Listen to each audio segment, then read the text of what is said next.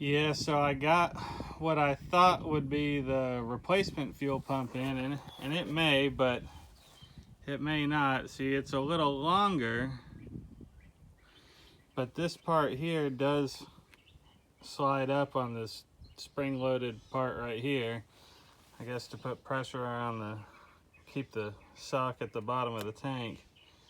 But the output points up where this one's sideways, because you know we got the seat right there. The hose going out is larger. I guess that doesn't really mean anything for the pressure, but I don't know. Before I get this thing all dirtied up, I want to know if that's the right part. The cap on top looks bigger. I guess I need to go and get something to measure that.